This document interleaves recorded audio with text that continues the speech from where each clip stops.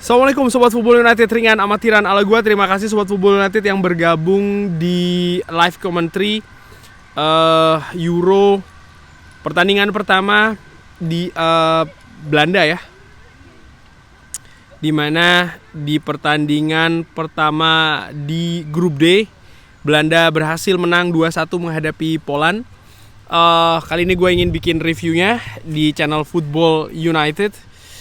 Ya, seperti yang gue saksikan di pertandingan uji coba Belanda menghadapi Kanada, di mana tim asuhan dari Ronald Koeman ini sebenarnya secara kolektif bagus ya. Mereka kompak, mereka solid, mereka bisa bekerja sama dengan bagus. Dan itu terbukti bagaimana di pertandingan menghadapi Poland mereka juga mendominasi pertandingan di sebagian besar periodenya. Bahkan di babak pertama menurut gua Belanda langsung tampil dengan inisiatif, langsung menciptakan beberapa peluang ya melalui Cody Gakpo misalnya ataupun juga Tijani Reinders. Tapi yang gua khawatirkan juga terjadi sebenarnya di pertandingan menghadapi Poland. Artinya ketika menghadapi Kanada, Belanda itu tampil mendominasi, tampil atraktif, tampil enak lah untuk dilihat ya.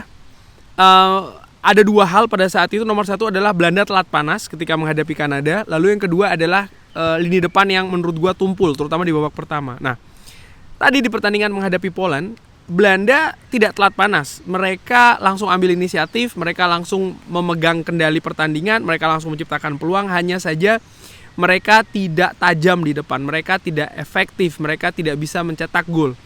Dan itu yang dimanfaatkan oleh Poland, di mana ya mereka jarang juga mendapatkan momentum di babak pertama utamanya ya, tapi ada situasi dari corner dan itu mereka bisa maksimalkan. Buksa di menit ke-16 mampu mencetak gol melalui corner pertama dari Poland.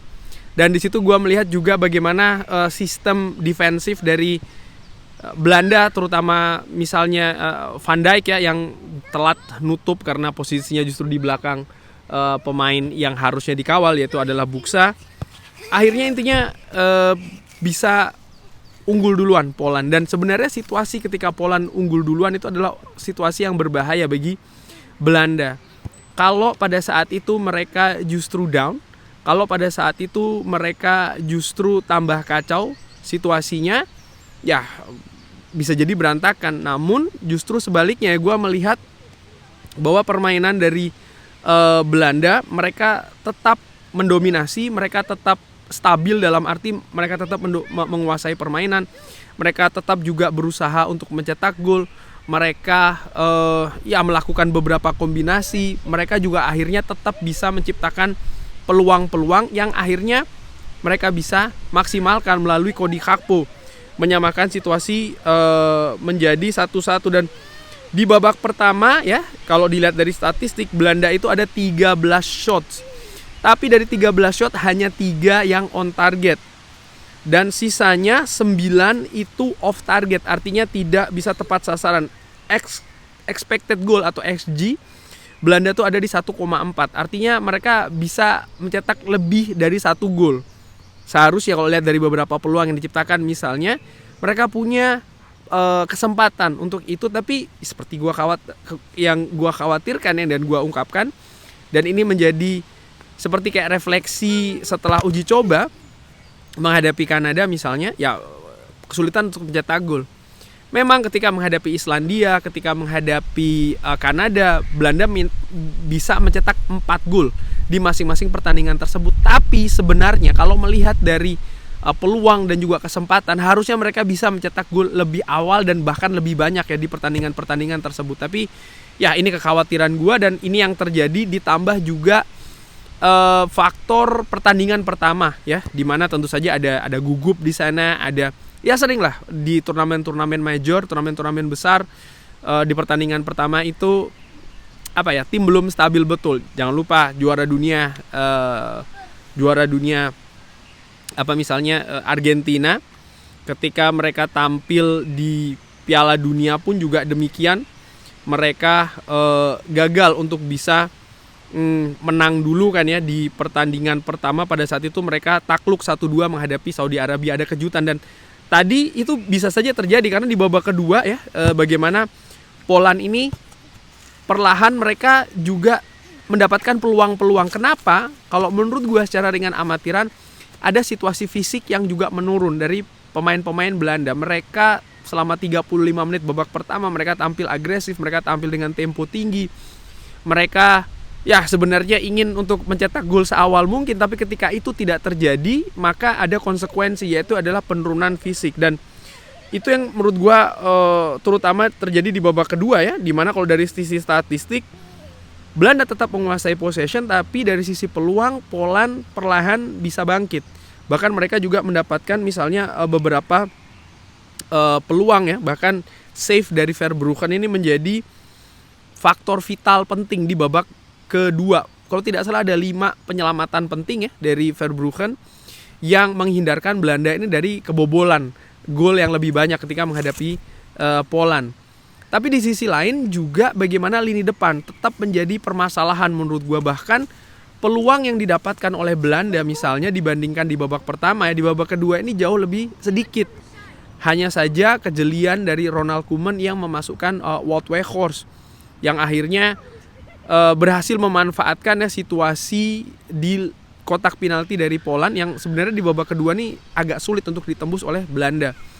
Ada umpan bagus dari Nathan Ake, dan gua menilai juga mungkin pemain Poland kurang memperhatikan pergerakan dari Wout Weghorst yang baru saja masuk di lapangan begitu, dan akhirnya Wout Weghorst dengan finishing yang juga luar biasa berhasil mencetak gol kemenangan bagi Belanda. Nah, apakah ini menimbulkan kekhawatiran? Yes or no? Yes, karena ya seperti gua katakan ya, di turnamen seperti kayak Piala Dunia, kayak Euro, tampil pragmatis itu salah satu yang menjadi kunci. Bagaimana kemenangan itu sangat vital sekali ya, baik itu di penyisihan grup apalagi di babak knockout, dan itu sumbernya adalah dari mencetak gol.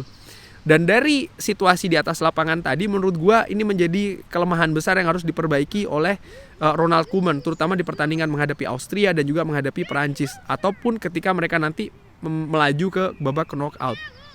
Lalu juga bagaimana menurut gua Ronald Koeman harus berani melakukan pergantian yang mungkin lebih awal ya. Tadi gue melihat bagaimana misalnya memasukkan Jeremy Frimpong ya kan, mengganti Memphis Depay misalnya, ataupun juga Cody Gakpo, gue nilai agak sedikit telat, sehingga Polandia sudah mendapatkan momentum gitu ya untuk bisa